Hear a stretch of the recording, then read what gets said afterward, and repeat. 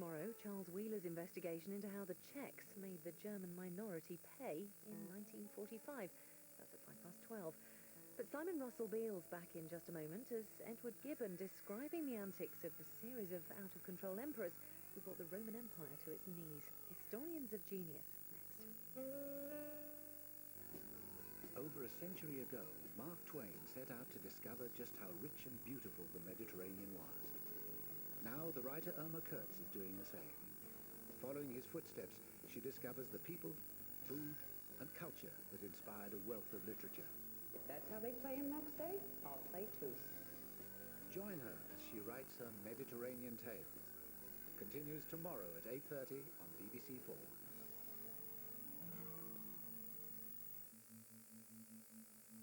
Now on BBC 4, the decline and fall of the Roman Empire. Simon Sharma introduces Simon Russell Beale as historian of genius Edward Gibbon. Edward Gibbon, the Gibb, as he liked to sign himself in his letters, or sometimes the Gibbon. His calling card was philosophe et historien. And that doesn't just mean philosopher like, Bertie Russell or A.J. Ayer or someone. To be a philosophe in the 18th century meant to be someone who had something serious to say about the manners of the past, the present and the future, something of importance to say about what civilization was, or indeed how empires rise and fall. He wrote for the quality. He wrote for his friends. He wrote for people of fashion and taste. He didn't write for the masses. He didn't think he'd be read by the masses. But boy, did he write. 3,000 pages, 6 volumes. It's the fruit of absolute colossal research in many, many different languages. It was at Oxford that his life really changed, not because of what he was learning there, because what he didn't learn there.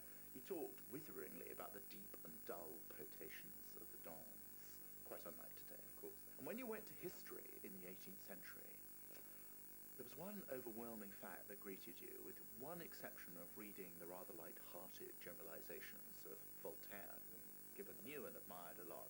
And that was the people who knew most were the people who were most boring to read. Erudition was worn incredibly, incredibly heavily. And Gibbon conceived that he needed, in some sense, to dispense a certain kind of amused wisdom in the form of a lesson about the past.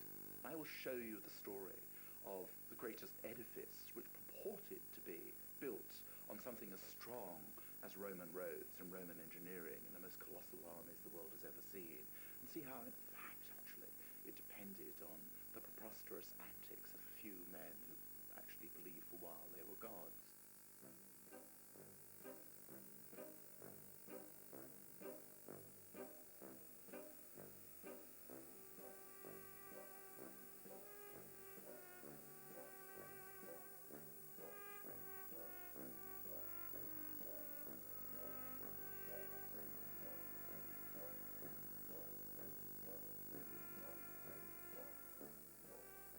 It was at Rome on the 15th of October, 1764, as I sat musing amidst the ruins of the Capitol, while the barefoot friars were singing Vespers in the Temple of Jupiter, that the idea of writing the decline and fall of the city first started to my mind.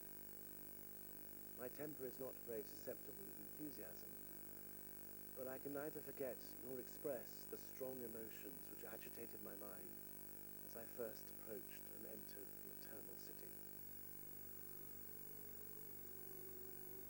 After a sleepless night, I trod with lofty step the ruins of the Forum, each memorable spot where Romulus stood, or Tully spoke, or Caesar fell was at once present to my eye, and several days of intoxication were lost or enjoyed before I could descend to a cool and minute investigation.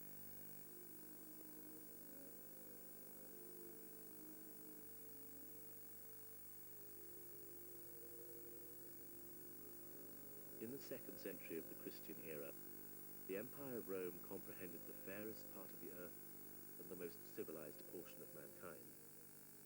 The public highways issued from the Forum of Rome traversed Italy, pervaded the provinces, and were terminated only by the frontiers of the empire.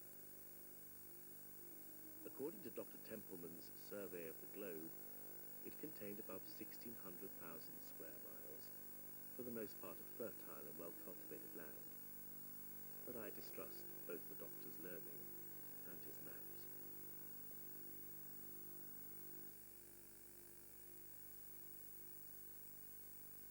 The obedience of the Roman world was uniform, voluntary, and permanent. The terror of the Roman arms added weight and dignity to the moderation of the emperors. They preserved peace by constant preparation for war, and it is prettily remarked by an ancient historian who had fought against them that the effusion of blood was the only circumstance which distinguished a field of battle from a field of exercise. The system of the imperial government, as it was instituted by Augustus, may be defined as an absolute monarchy disguised by the forms of a commonwealth.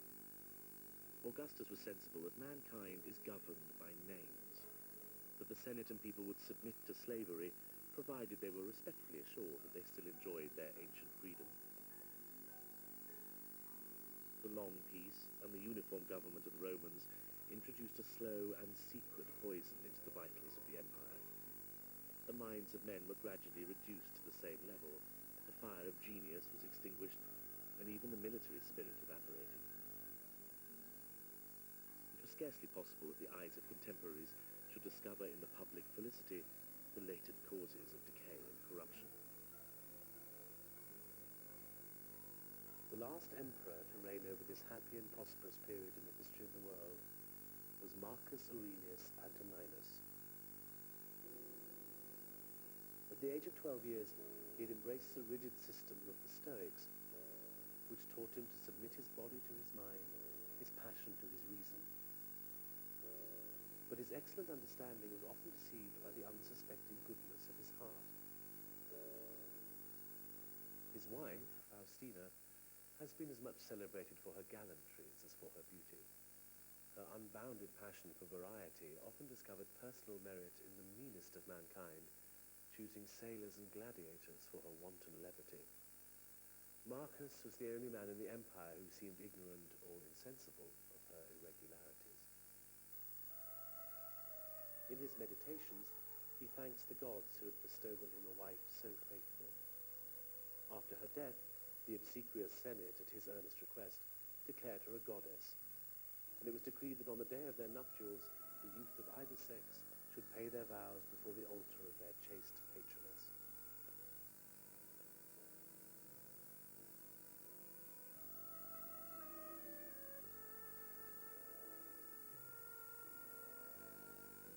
The world laughed at the credulity of Marcus, but Madame Dacier assures us, and we may credit a lady, that the husband will always be deceived if the wife condescends to dissemble.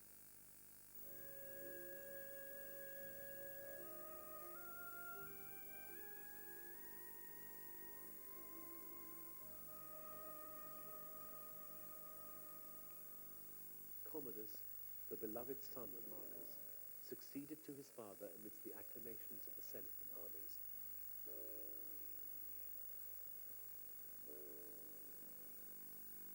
But nature had formed him of a weak disposition. His timidity rendered him the slave of his attendants, who gradually corrupted his mind.